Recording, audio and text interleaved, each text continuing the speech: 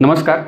DNA RNA या टॉपिकवरती भरपूर प्रश्न विचारली, तर त्याची शॉर्ट रिव्हिजन आपण करून घेऊ. एकदम शॉर्टकटमध्ये पटकन रिवाईज करू. बघा, DNA म्हणजे काय?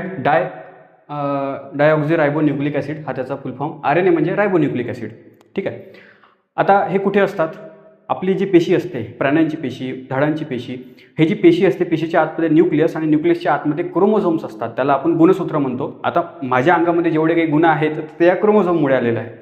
ठीक आहे. माझे हात असे आहेत, त्वचेचा रंग असा आहे, केस असे आहे. तर प्रत्येकाचे गाय तशीच का बरं आहे? कारण त्या गायीमध्ये जे क्रोमोझोम आहेत तर ते त्याच्यामध्ये तेवढी माहिती ती साठवलेली आहे. तर ही माहिती कुठे साठवलेली असते? ह्या न्यूक्लियसमध्ये क्रोमोझोम्स असतात. 46 क्रोमोझोम असतात. ठीक आहे. यांना आपण मराठीमध्ये गुणसूत्रे म्हणतो. आता हे जे गुणसूत्रे आहेत ते कशाने बनलेले असतात? DNA. या DNAने बनलेले असतात. आज आपण त्याचाच अभ्यास करणार आहोत. DNA काय आहे? जेनेटिक मटेरियल आहे, जनुकीय पदार्थ आहे तो. ठीक आहे. आणि हेच मटेरियल जे असते ते पुढच्या पिढीमध्ये ट्रान्सफर होत असते. यालाच आपण इनहेरिटन्स म्हणत असतो, अनुवांशिकता. आणि ही जी अनुवांशिकतेबद्दल सर्वात पहिले कोणी सांगितलं असेल तर तो होता ग्रेगोर मॅन्डेल. अनुवांशिकतेचा सिद्धांत, थेअरी ऑफ इनहेरिटन्स, हे याने दिलेली आहे. ठीक आहे. याच्यावरती प्रश्न पण आलेला आहे राज्यसेवेमध्ये. आता DNA कसा दिसतो आणि RNA कसा दिसतो? ज्या प्रकारे ही जी शिडी असते ना आपली, शिडीला अशी जर का आपण मोडली तर ती अशा प्रकारे दिसणार ती. आणि ही जी शिडी आहे तिथे एकमेकांना जोडलेले असतात.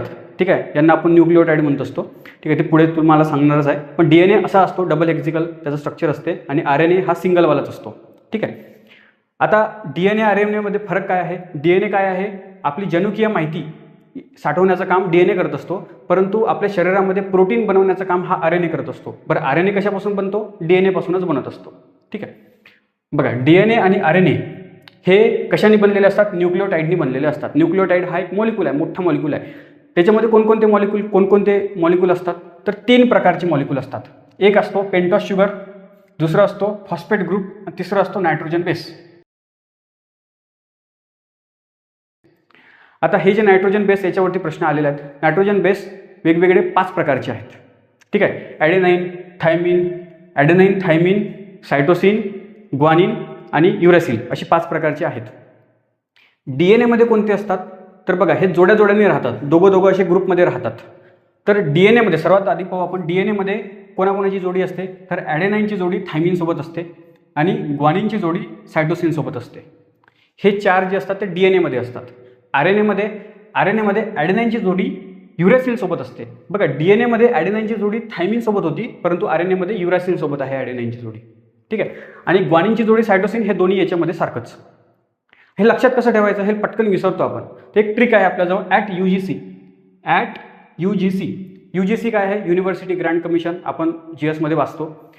तर हे ॲट UGC. आता A ची जोडी T सोबत, एकतर A ची जोडी T सोबत लागणार किंवा A ची जोडी U सोबत लागणार, असं लक्षात ठेवायचं. जेव्हा A ची जोडी T सोबत लागेल म्हणजे ॲडेनाईन हा थायमिन सोबत जोडला जाईल, तर तो कुठे असतो? DNA मध्ये असतो. जेव्हा A ची जोडी U सोबत जोडली जाईल म्हणजे ॲडेनाईन युरॅसिल सोबत जेव्हा जोडेल तो RNA मध्ये असतो. ठीक आहे. आणि राहिला कोणता? GC, ग्वानिनची जोडी सायटोसिन सोबत, दोन्हीकडे DNA मध्ये आणि RNA मध्ये. याच्यावरती पण प्रश्न विचारलेला आहे. ठीक आहे. आता आपण DNA झाला, आता आपण बघू RNA. RNAचं मुख्य काम काय आहे? प्रथिने बनवणे. आपल्या शरीरामध्ये जवळपास 20% हे आपलं शरीर प्रथिनांनी बनलेलं आहे. प्रत्येक गोष्टीमध्ये प्रथिने आहेत. आपले स्नायूसुद्धा प्रथिनांनी बनलेले आहेत. ठीक आहे. आता ही जी प्रथिने असतात हे बनवतात, कोण बनवतात? RNA बनवतो. तर RNAचे 3 प्रकार आहेत. पहिला आहे mRNA, मॅसेंजर RNA. दुसरा आहे tRNA, ट्रान्सपोर्ट RNA. आणि तिसरं आहे rRNA, म्हणजे रायबोझोमल RNA. हा जो mRNA असतो, मॅसेंजर RNA, हा काय करतो? प्रथिनांची माहिती बनवण्याचं काम. प्रथिनांची माहिती ही याच्यामध्ये साठलेली असते. mRNA मध्ये प्रथिने कशी बनवायचे ही सगळी माहिती याच्यामध्ये असते, mRNA मध्ये असते.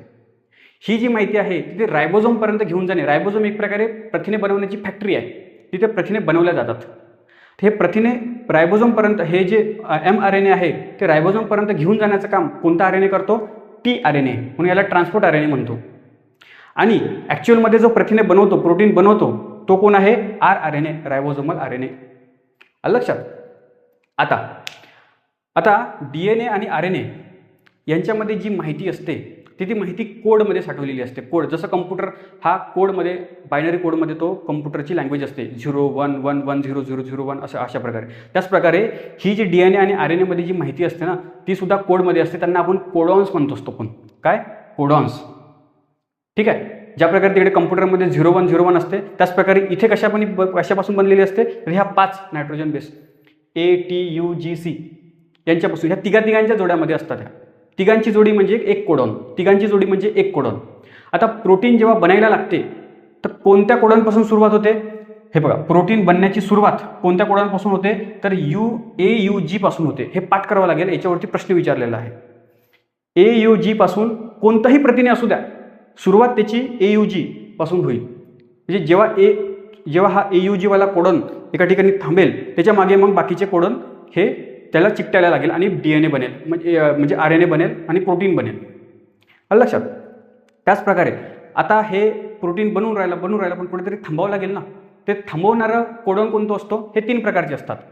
UGA, UAA आणि UAG हे 3 पैकी कोणतं एखादी कोडॉन त्याला जाऊन चिकटलं की प्रथिने बनणं थांबून जाते.